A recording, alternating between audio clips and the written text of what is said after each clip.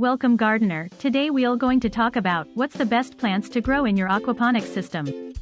If you're thinking of getting your own aquaponics setup going, you are probably wondering, what plants can I grow? The bottom line is the best plants to grow in your aquaponics system depends on its size. A small system will have fewer fish, less waste, and therefore lower nutrient concentrations. Larger systems have more fish, more waste, and higher nutrient concentrations. This difference affects the types of plants you can grow in your system. A small, less nutrient-dense system is best for plants that need lower nutritional inputs, like greens and herbs. Plants that can grow in small aquaponics systems include lettuce, kale, spinach, Swiss chard, arugula, mint, chives, basil, watercress, pak choi, wheatgrass, and radish sprouts.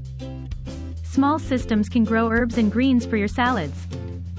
So if you're not quite ready to take the plunge into aquaponics with a large system, but you still want to try it, a small tank might be the perfect place to start.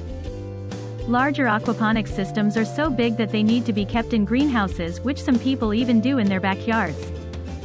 These more nutrient-dense systems can grow plants that have both low nutrient and high nutrient requirements. Large systems can grow the greens and herbs listed above, in addition to larger plants such as tomatoes, peppers, cucumbers, beans, squash, peas, broccoli, cauliflower, and cabbage. Simply put, larger, fruiting plants and legumes need a lot of energy and nutrients. It takes a lot of nitrogen, phosphorus and potassium for plants to grow tomatoes, peppers, and cucumbers, or even broccoli and cauliflower.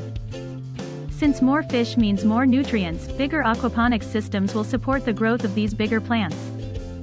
If you want to learn more about aquaponics, please follow the link in the description below.